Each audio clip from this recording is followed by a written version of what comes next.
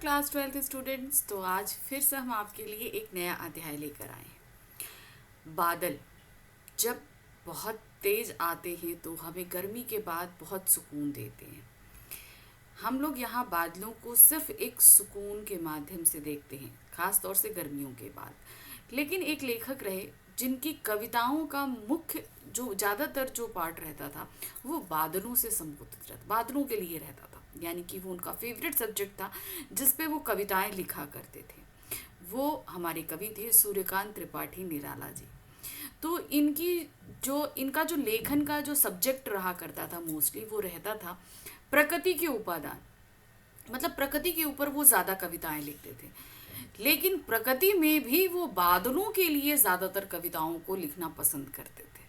ठीक है, तो आज हम क्लास 12th हिंदी कोर की बुक लेकर आए हैं। आरोह भाग 2 के काव्य खंड का अध्याय है बादल राग। ये कविता लिखी है सूर्यकांत त्रिपाठी निराला जी ने। बहुत ही अच्छी कविता है। हम यहाँ देखेंगे बादलों के साथ साथ उन्होंने क्रांति का भी आह्वान किया कि जब ये बादल आते हैं तो बदलाव होता है। जाहिर सी बात है, प्रकृति में बहुत ज़्यादा बदलाव होता है, लेकिन उसके साथ ही साथ जो है बहुत सारा जो है ये बदलाव हमारी लाइफ में भी होता है। यानी कि बादलों को इन्होंने जो है वो इन्होंने बादलों को जो है वो क्या बताया है, वो बताया है तब्दील करने यानी परिवर्तन करने का एक तरीका। ठीक है, तो आज की कविता हमें बहुत कुछ बताने वाली है। शुरू करते हैं। तो आज का ये जो अध्याय हम शुरू कर रहे हैं इसमें हम सबसे पहले देखेंगे कवि परिचय, जैसा कि हम देखते हैं। फिर पाठ की हम रूपरेखा देखेंगे, यानी कि पूरे पाठ में हम पढ़ने क्या वाले हैं। और फिर उसके बाद हम देखेंगे अपनी संपूर्ण व्याख्या और साथ ही साथ काव्य सौंदर्य। ठीक है ना, तो चलिए शुरू करते हैं। सबसे पहले जैसा कि हमने कहा कि हम अपने कवि के बारे में पढ़ेंगे। कवि हैं हमारे सूर्यकांत त्रिपाठी निराला जी। याद रखिएगा, नाम उनका सूर्यकांत त्रिपाठी उनका नाम है, लेकिन निराला उनकी उपाधि दी गई है। जिस तरीके से वो कविता लेखन करते हैं वो बहुत ही निराला अंदाज है, इसलिए उनको क्या कहा गया है, सूर्यकांत त्रिपाठी निराला। ठीक है, छायावाद के प्रमुख आधार स्तंभ सूर्यकांत त्रिपाठी निराला का जन्म 1899 ईस्वी में बंगाल के महिषादल में हुआ। निराला जी की शिक्षा घर पर ही हुई। उन्होंने संस्कृत, बांग्ला, अंग्रेजी आदि भाषाओं का घर पर ही अध्ययन किया। तो देखिए क्या उन्होंने बताया कि वैसे तो उनका जन्म एक अच्छे परिवार में हुआ, लेकिन उन्होंने फिर भी जो है शिक्षा अपने आप ही करी। एक होता है स्कूली शिक्षा प्राप्त करना, उसके अलावा बहुत सारी शिक्षा लेना, ये सारी चीजें। रामकृष्ण परमहंस और विवेकानंद के विचारों से वह अत्यधिक प्रभावित हुए। उनका पारिवारिक जीवन कष्ट और संघर्षों से भरा था। पिता, चाचा, पत्नी सभी की मृत्यु के पश्चात उनकी पुत्री सरोज की भी मृत्यु हो गई। यानी कि देखिए इन्हीं की लिखी एक स्मृति जो एक शोक गीत के रूप में मानी जाती है वो है आपकी सरोज स्मृति, जो उन्होंने अपनी बेटी की मृत्यु के पश्चात उसे याद करते हुए लिखा था। तो इनके जीवन में अपनों के बिछड़ने का दुख बहुत ही ज्यादा रहा। इनकी प्रसिद्ध जो काव्य रचनाएं हैं उनमें है अनामिका, परिमल, गीतिका, कुकुरमुत्ता, नए पत्ते आदि। जबकि अप्सरा, अलका और प्रभावती ये उनके उपन्यास है। तो इन्होंने गद्य और काव्य दोनों में ही लेखन कार्य किया है। लिली, सखी, चतुरी, चमार इनके कहानी संग्रह हैं, जबकि प्रबंध पद और चाबुक इनके निबंध संग्रह हैं। ठीक है, तो ये रहे हमारे कवि सूर्यकांत त्रिपाठी निराला जी और उनकी जो है रचनाएं। अब हम आ जाते हैं, अच्छा अभी आगे थोड़ा सा और है इनका कवि परिचय। छायावादी कवि निराला की भाषा में चित्रात्मकता, कोमलता, संगीतात्मकता, प्रकृति व प्रतीकों का कुशल प्रयोग भी हुआ है। तो अब जरा ध्यान दीजिएगा, ये जब भी लेखन कार्य करते हैं ये बिंब प्रदान लेखन करते हैं, यानी कि वो अपने शब्दों के माध्यम से हमारे सामने एक बिंब उकेरते हैं, यानी कि एक दृश्य उकेरते हैं। बहुत ही ज़्यादा कोमलता रहती है। इनकी कविताओं को संगीतबद्ध भी किया जा सकता है। और याद रखिए प्रकृति के लिए वो एकदम कुशल जो है वो प्रतीकों का सहारा लेते हैं। उनकी कविताओं में मुक्तक छंद रहते हैं, यानी कि ये छंद मुक्त कविताएं रहती हैं। भाषा की सरलता, सहजता, संस्कृतनिष्ठ शब्दावली उनकी कविता की विशेषता है। कवि निराला का निधन वर्ष 1961 में हुआ, यानी कि 1961। अब आते हैं पाठ की रूपरेखा पर क्या है, कविता को नया स्वर देने वाले सूर्यकांत त्रिपाठी निराला का उदात्त काव्य व्यक्तित्व कविता और जीवन में कोई फर्क नहीं रखता। यानी कि इनका जो कविता लेखन है ये वास्तविक जीवन से जुड़ा रहता है। ये माना कि प्रकृति पर लिखते हैं लेकिन उसे वास्तविक जीवन में जोड़ते भी बहुत ही अच्छे से हैं। वे बादल के भीतर सृजन और ध्वंस की ताकत को एक साथ समाहित देखते हैं।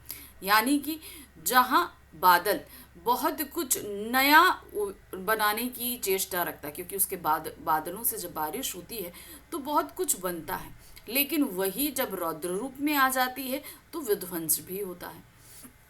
आप यही दोनों चीजें इस कविता में भी देखेंगे। यह उनकी प्रगतिवादी रचना है जिसमें उन्होंने बादल रूपी प्रतीक के माध्यम से सर्वहारा वर्ग व पूंजीवती वर्ग के क्रियाकलापों और मानसिकता को दर्शाया है। ये कविता में हम देखेंगे एक तरफ जहां शोषित वर्ग है वहीं पे इन्होंने पूंजीपति वर्ग को बादलों से कांपते हुए भी दिखाया हुआ है। वस्तुतः यह क्रांति संगीत है। तो अभी जो हम लोग बादल राग पढ़ने जा रहे हैं ना, क्रांति संगीत अर्थात बदलाव का संगीत है, क्योंकि बादल जब आते हैं तो प्रकृति में बदलाव होता ही होता है। और उसी तरीके से वास्तविक जीवन यानी कि जो लोग शोषित होते हैं अगर वो क्रांति करते हैं तो भी बदलाव आता है। तो यहाँ पर बादलों को क्रांति के स्वरूप में दिखाया गया है, अर्थात बादल जो हैं वो बदलाव करेंगे। चलिए, यहाँ पर कविता को हमने कई काव्यांशों में बांटा है। पहला काव्यांश है, तिरती है समीर सागर पर अस्थिर सुख की दुख की छाया, अस्थिर सुख पर दुख की छाया, जग के दग्ध हृदय पर निर्दर विप्लव की प्लावित माया, या तेरी रणतरी भरी आकांक्षाओं से घनभेरी गर्जन से सजग सुप्त अंकुर, उर्मे पृथ्वी के आशाओं से नवजीवन की ऊंचा कर सिर ताक रहे हैं ये विप्लव के बादल। अब देखिए यहाँ पर दो तरीके से कविता आपको समझाऊंगी मैं। पहली तरीका जो सामने लिखा हुआ है उनका अर्थ समझाऊंगी, दूसरा इसके पीछे वो क्या आश्रय बोल रहे हैं, क्योंकि मैंने बोला कि बादल क्रांति का संगीत है यानी कि बदलाव लेकर आ रहे हैं। यहाँ पर शोषित वर्ग जो होता है, जिनको सताया जा रहा है, उनके ऊपर शोषण करने वाला वर्ग होता है पूंजीपति वर्ग, ठीक है। और जिनके ऊपर अत्याचार हो रहा है वो कौन होते हैं, श्रमिक या मजदूर वर्ग या निर्धन वर्ग, जो मेहनत करके अपनी कमाई करते हैं, ठीक है ना।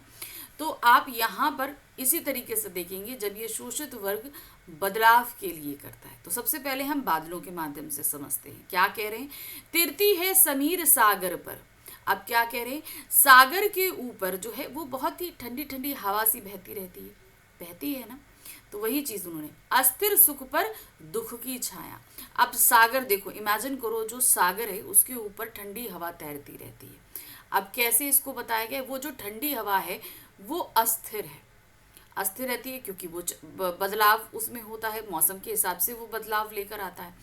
अब वो चीज़ ये यहाँ पर कह रहे हैं कि उसी तरीके से क्या होता है, मनुष्य के जीवन में भी जो है वो ठंडी हवा जो है वो सुख है, वो अस्थिर है, वो कभी भी चली जाएगी और उस पर हमेशा दुख का साया मंडराता रहता है। अब क्या होता है, सागर के ऊपर जो अस्थिर बादल हैं वो सुख का प्रतीक है और जो हवा के, ठंडी हवा के झोंके से कभी भी उड़ सकते हैं। वही चीज उन्होंने बताया कि जो शोषित वर्ग होता है उनके जीवन में भी इस तरह सुख जो है वो अस्थिर होता है और हमेशा उनके जीवन में दुख का खतरा मंडराता ही रहता है। उनके जीवन में सुख भी आ जाए तो उन्हें लगता है कि अरे ये कितने दिन का है, क्योंकि कहीं ना कहीं उनके दिल में जो है वो एक दुख का डर समाया ही रहता है। समझ में आया, क्योंकि बादल जहां से उठ रहे हैं उन्होंने ये कविता वहां से शुरू करी है ना। बादल कहाँ से उठते हैं, सागर के ऊपर से उठते हैं, वाष्पीकरण होता है और बादल वहां से बनते हैं। तो वही चीज उन्होंने बताया कि सागर के ऊपर जब ये बादल बनते हैं तो ये अस्थिर होते हैं क्योंकि ये सुख की तरह कभी भी उड़ सकते हैं, ठीक है। जग के दग्ध हृदय पर निर्दय विप्लव की प्लावित माया। अब यहाँ पर क्या करें, पूरा जग जो कि दग्ध है, सभी का हृदय जल रहा है। क्यों, निर्दय विप्लव की प्लावित माया, क्योंकि बादल जो हैं वो अभी बारिश नहीं करते। अब देखिए, ग्रीष्म ऋतु के बाद वर्षा ऋतु होती है, तो ग्रीष्म ऋतु में क्या है, पूरा संसार जलता है, पूरा संसार जलता है, सभी लोग गर्मी से परेशान हो जाते हैं।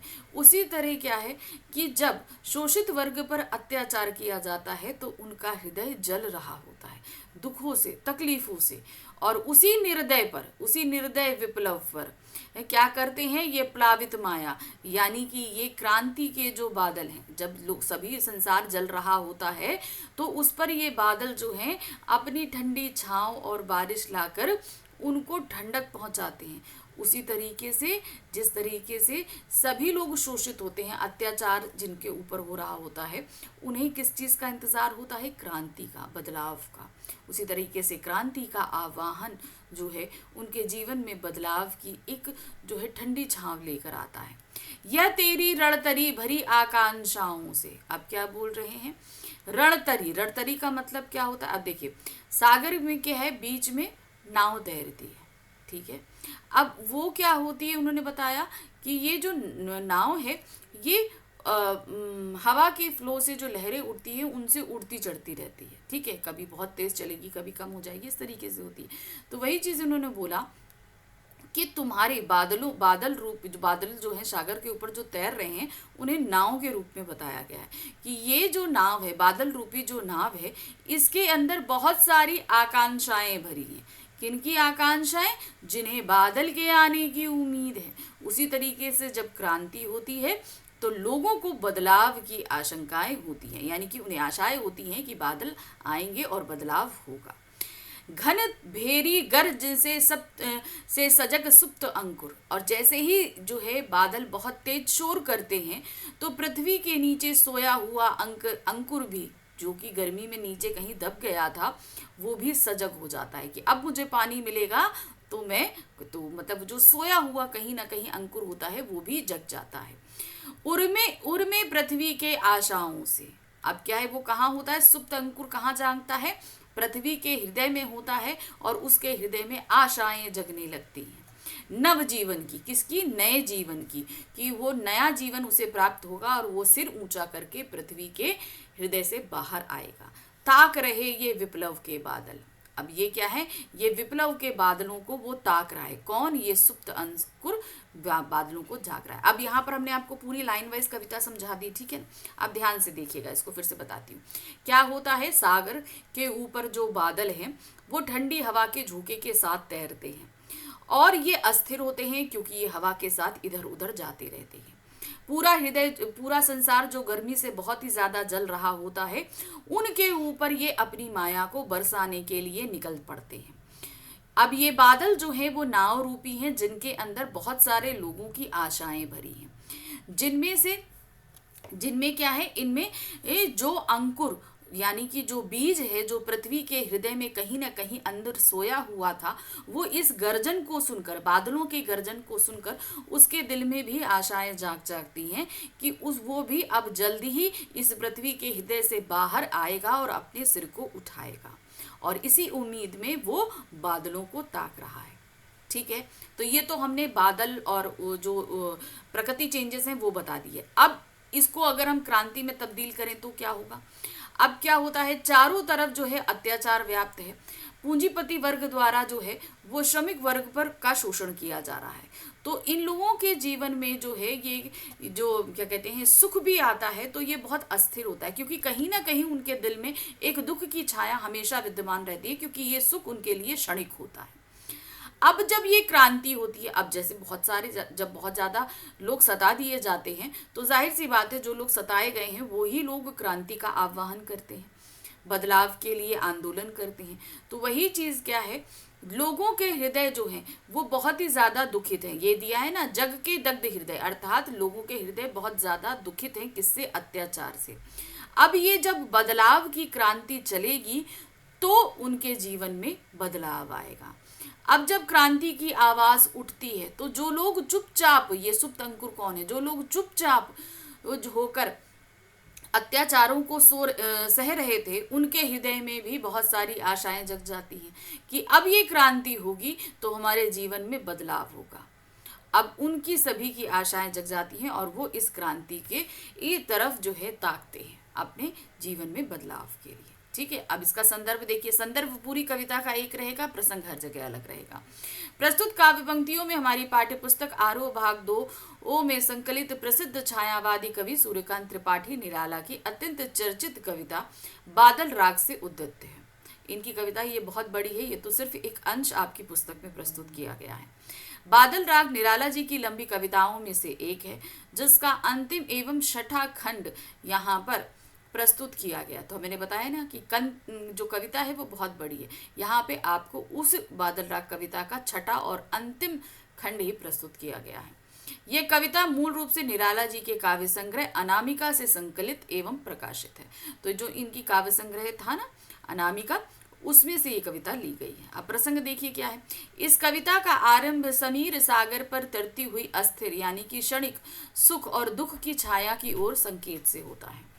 संसार का हृदय दुख से दग्ध है, यानी कि सभी लोग दुख से दुखित है, जला हुआ है, और उस पर निर्दय विप्लव की माया के समान है बादल।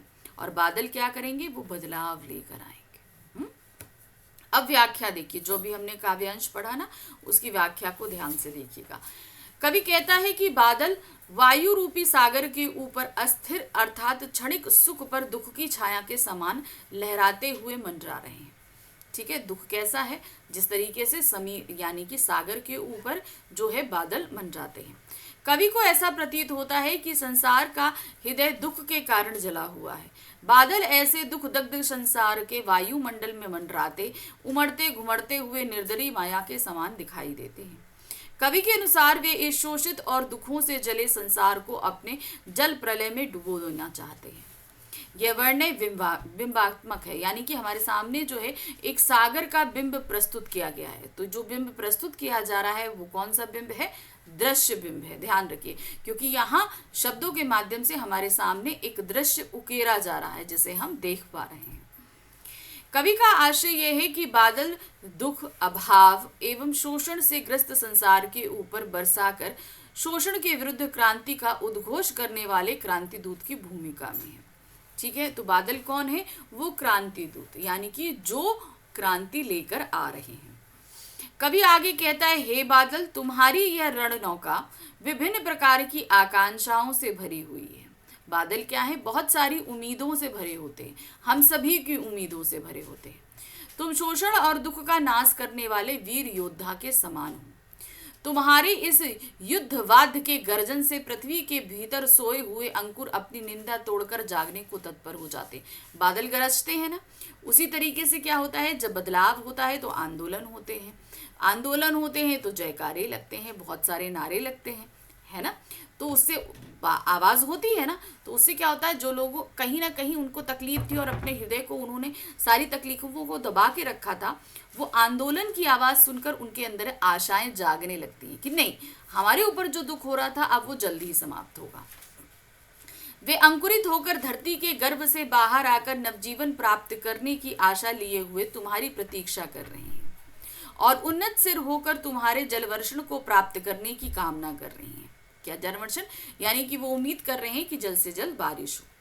बादल को विप्लव लाने वाला बताने के लिए पीछे कवि का एक अन्य उद्देश्य शोषण के विरुद्ध क्रांति के आह्वान से भी है। निराला जी क्रांतिकारी कवि हैं, उनके लिए संसार का दुख दग्ध होना व्यापक अर्थ रखता है। इसी कारण बादल यहाँ केवल जल बरसाने एवं प्राकृतिक तत्व नहीं है, बल्कि वे संसार में व्याप्त अमानुषीकृत यानी कि ऐसे काम जो मानवों द्वारा नहीं किए जाते हैं लेकिन तब भी वो कर रहे हैं, एवं अत्याचार, अभाव और शोषण के विरुद्ध युद्ध करने वाले एवं प्रलयकाली स्वभाव से जड़ता को नष्ट कर नव जीवन की चेतना प्रसारित करने वाले क्रांतिकारी के रूप में उपस्थित है। तो बादल यहाँ क्या है, उस क्रांतिकारी के रूप में है जो क्रांति का आह्वान कर रहे हैं और बदलाव लेकर आएंगे। अब इनका काव्य सौंदर्य देखिए क्या है। भाषा संस्कृत में तत्सम शब्दावली से युक्त साहित्यिक हिंदी है। लघु पद योजना और प्रभावमयी भाषा का प्रयोग है। तो आप ज्यादातर यहाँ पर तत्सम शब्दावली देखेंगे। प्रतीक, बिंब तथा लाक्षणिकता का सुंदर प्रयोग मिलता है। बादल के गर्जन में ध्वनात्मक बिंब सामने आया है। तीर्थी है समीर सागर पर, सजग शुप्त में अनुप्रास अलंकार है और विप्लव के बादल में रूपक अलंकार है। ठीक है, चलिए अब आते हैं हम दूसरे काव्यांश पे। दूसरा काव्यांश का दिया गया है, फिर बार बार गर्जन वर्षण है मूसलाधार, हृदय थाम लेता संसार सुन सुन घोर वर्ज हुंकार, अश्निपात से शापित उन्नत शत शत वीर, शत विशत हत अचल शरीर गर्जन स्पर्शी स्पर्धा वीर। तो यहाँ पर क्या कह रहे हैं कि बार बार बादलों में क्या होता है, बार बार गर्जन होता है, फिर वर्षण होता है, यानी कि बहुत मूसलाधार बारिश होती है। और इस मूसलाधार बारिश से सभी लोग अपने हृदय को थाम लेते हैं। एक तरफ तो अभी हम लोग क्या कह रहे थे कि थोड़ी सी बारिश हो, थोड़ा सा गर्मी से राहत मिले, लेकिन बहुत क्या हो जाता है, फिर बहुत ज़्यादा बारिश हो जाती है। और इस बारिश, जब बहुत ज़्यादा बारिश होती है, अभी देखिए यहाँ पर बादल सृजन का कार्य कर रहे थे, कहाँ पर एक नया पौधा उगने की बात कर रहा था, लेकिन अब यहाँ पर क्या कर रहे हैं, वो विप्लव लेकर आ रहे हैं, यानी कि क्रांति लेकर आ रहे हैं, ध्वंस करेंगे चीजों को। तो क्या कहते हैं, बार बार जो गर्जन होती है, फिर बार बार वर्जन, क्योंकि बादल बहुत तेज गरजते हैं, वर्षण होता है मूसलाधार, यानी कि बहुत ज्यादा तेज बारिश होती है, हृदय थाम लेता संसार, और सभी लोग जो है अपने हृदय को थाम लेते हैं कि इतनी बारिश होगी। तो जाहिर सी बात है, जब ज्यादा बारिश होती है तो बाढ़ आने का खतरा हो जाता है, तो इसीलिए सब डरने लगते हैं। तो हृदय थाम लेता संसार, यानी कि सभी डरने लगते हैं। सुन सुन घोर वज्र हुंकार, यानी कि बार बार बिजली की गरजने की जो आवाज होती है वो सभी को डराने लगती है। अश्निपात से शापित उन्नत शत वीर, तो क्या कहते हैं, विध्वंस जब होता है, जब बहुत ज्यादा होता है, जब बहुत ज्यादा मूसलाधार बारिश होती है, तो बहुत सारी जो चीजें होती हैं वो छत विछत हो जाती है। तो अश्निपात यानी कि जब पूरी तरीके से बिजली चमकती है, अश्निपात यानी कि जब वो कहीं गिरती है तो चीजें वहां पर विध्वंस होती हैं। छत छत उन्नत शत वीर, और फिर क्या होता है, उससे बहुत सारा जो है विध्वंस होता है, और फिर उससे क्या है, वो वीर निकलते हैं। कौन से वीर, अब देखिए, अब इसको प्राकृतिक रूप में समझिए, जब बादल गरजते हैं तो बिजली चमकती है, बिजली चमकती है तो वो कहीं ना कहीं गिरती है, जब गिरती है तो उस जगह तबाही होती है, तबाही जरूर होती है, लेकिन वो जगह बहुत ऊर्जावान हो जाती है। फिर वो क्या होती है, वो एक मतलब कि हमारे अंदर ताकत भरती है। जिस जगह पर बिजली गिरी है वहां पे बहुत ऊर्जा होती है। तो वही चीज कहा कि जब क्रांति आती है और जब चारों तरफ तबाही मचाती है, तो इस तबाही के बीच भी ऐसे बहुत से वीर उठकर खड़े होते हैं जो इस क्रांति को आगे लेकर चलते हैं। छत विच्छत हद अचल शरीर, अब वो सारे जो लोग, अब जहां पर बिजली गिरी थी, बहुत सारी जो है वो अचल होता है, मतलब वो चल तो सकता नहीं है, अब पृथ्वी चल नहीं सकती ना, अचल होती है। तो उसी तरीके से क्या होता है, बहुत सारे लोग जिनके अंदर जोश भर गया है इस अश्निपात की वजह से, वो क्या है, उनके शरीर जरूर छत विछत है, क्योंकि भाई क्रांति में भाग लेंगे तो थोड़ा सा चोट वोट तो लगेगी, लेकिन तब भी क्या है, वो अटल है। गगन स्पर्धी स्पर्धा देर, और वो सभी क्या है, वो गगन से स्पर्धा लगा रहे हैं, वो इतने ज्यादा वीर हैं कि वो क्रांति को आगे लेकर चल रहे हैं। चलिए अब इसका प्रसंग देखिए। काव्यांश इन पंक्तियों में कवि निराला बादलों के हाहाकारी रूप का वर्णन करते हुए उनके क्रांतिकारी स्वरूप को स्पष्ट कर रहे हैं। अब व्याख्या देखिए क्या है। कवि कहता है कि बादल बार बार गर्जन कर रहे हैं, उनका वर्षण अर्थात बरसना मूसलाधार है, अर्थात बादल तेज गरज के साथ खूब बरस रहे हैं। उनके गर्जन की आवाज को सुनकर संसार अपना हृदय थाम लेता है।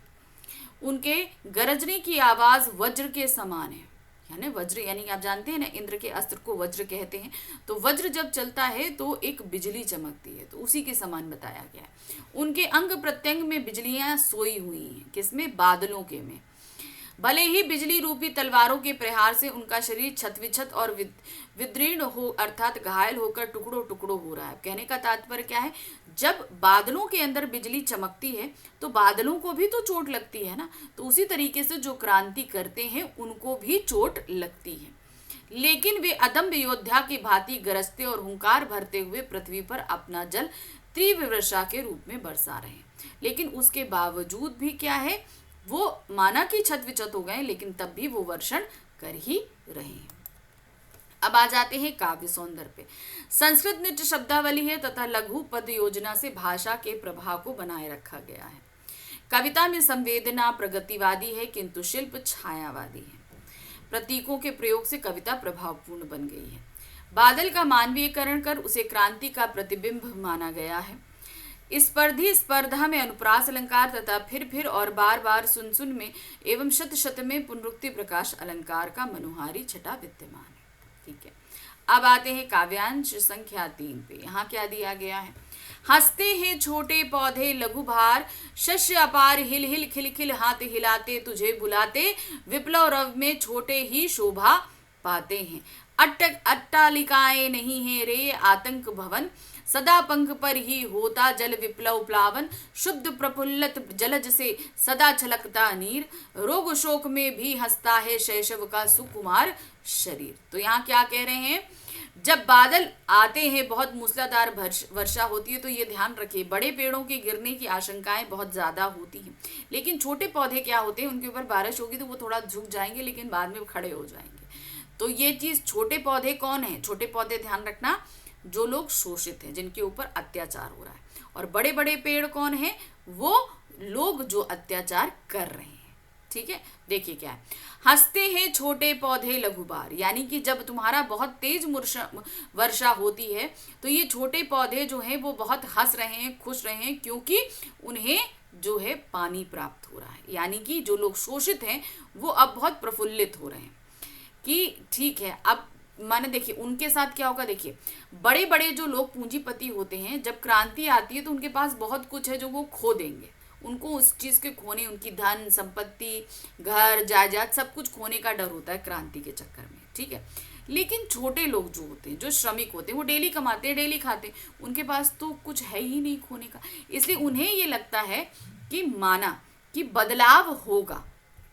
ठीक है, जब क्रांति आएगी तो बदलाव होगा, ये जाहिर सी बात है, लेकिन इस बदलाव में उनका ही फायदा होगा, क्योंकि उनके पास खोने के लिए तो कुछ है ही नहीं कि हम कुछ खो देंगे, है कि नहीं।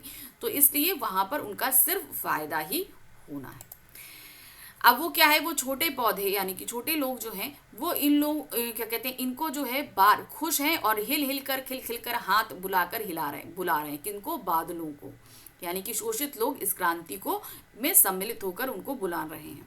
विप्लव रव में छोटे ही शोभा पाते, यानी कि जब भी क्रांति होती है तो बदलाव में सबसे ज्यादा फायदा किसको होता है, इन छोटे लोगों को।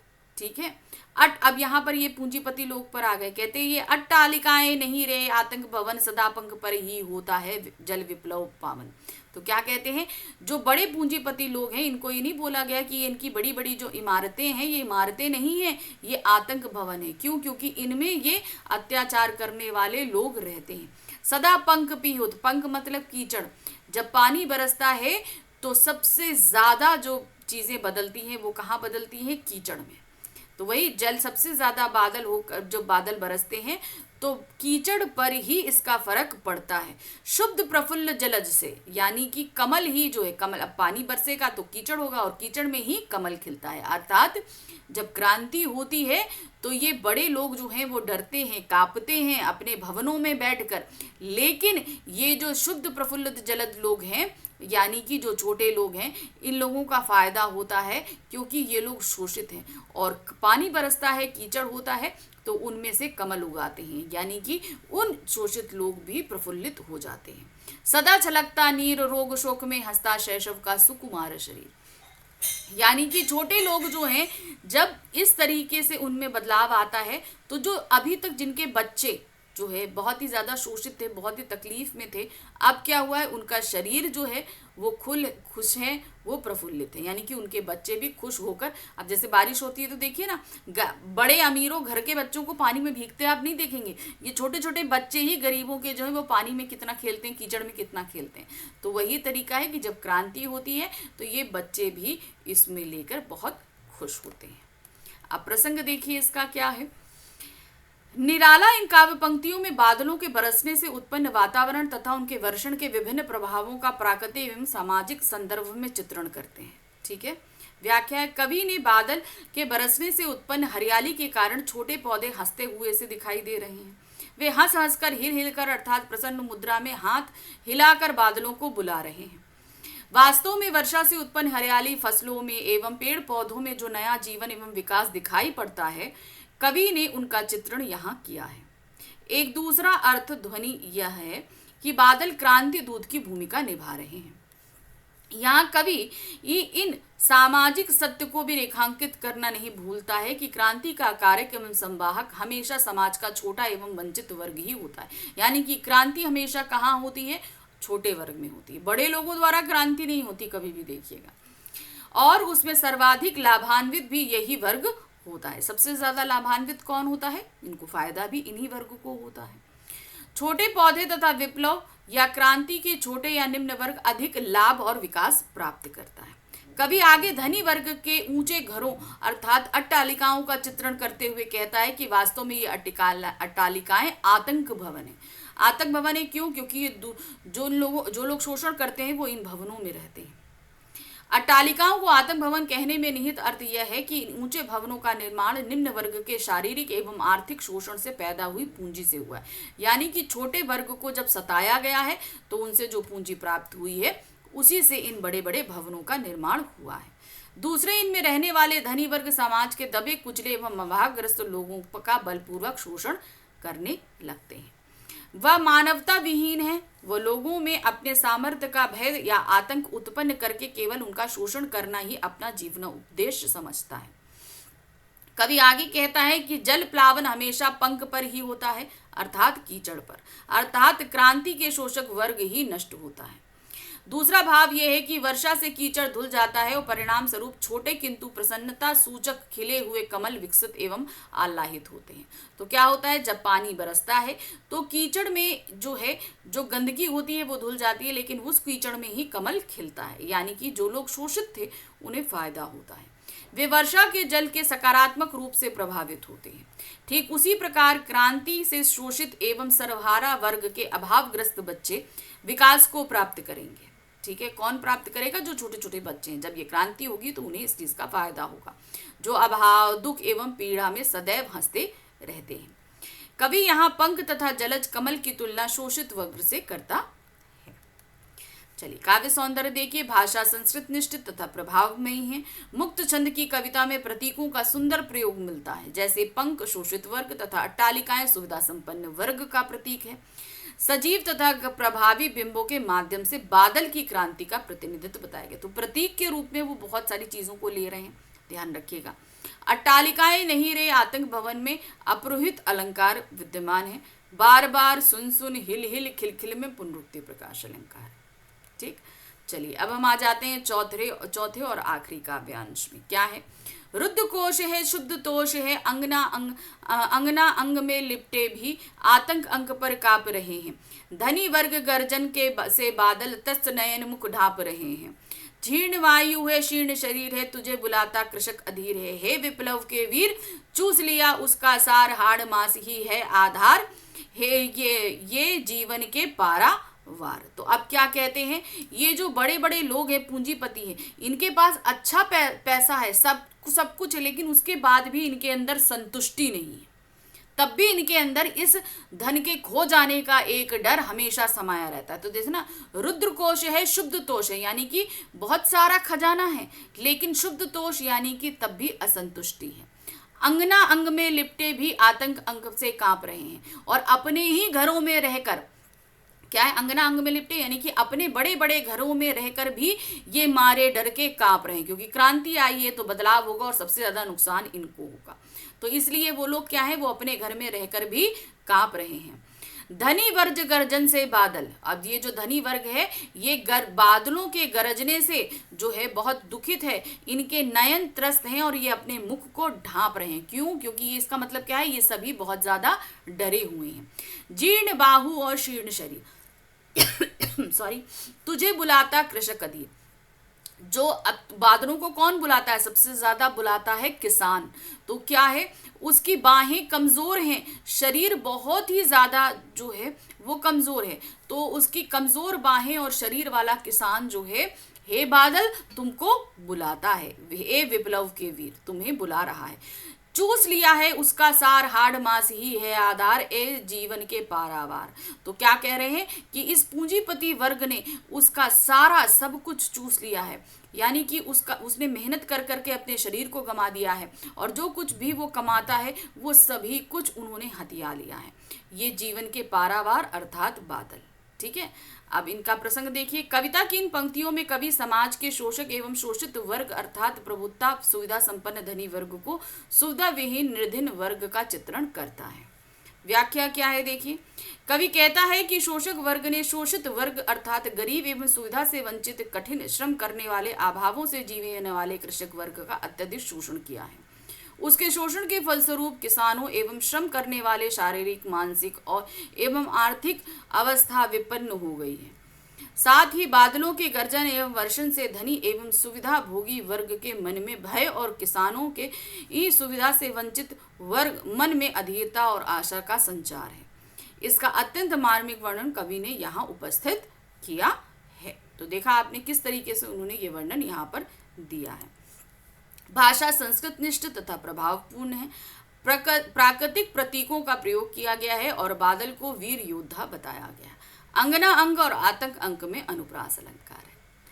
देखा कितनी जल्दी हमने फटाफट ये पूरा चैप्टर खत्म किया। आई होप आपको बहुत अच्छे से समझ में आया होगा। तो इसी तरीके से देखते रहिए और जल्दी हम फिर से मिलेंगे अगले अध्याय, जहां पर हम देखेंगे कवितावली को। ठीक है, तो चलिए मिलते हैं, लेकिन उससे पहले फटाफट आपको चैनल लाइक, सब्सक्राइब, शेयर करना है और टेलीग्राम चैनल का लिंक आपको नीचे डिस्क्रिप्शन में दिया गया है, उसे भी आप ज्वाइन कर सकते हैं। ठीक है, मिलते हैं आगे। Thank you for watching, bye bye.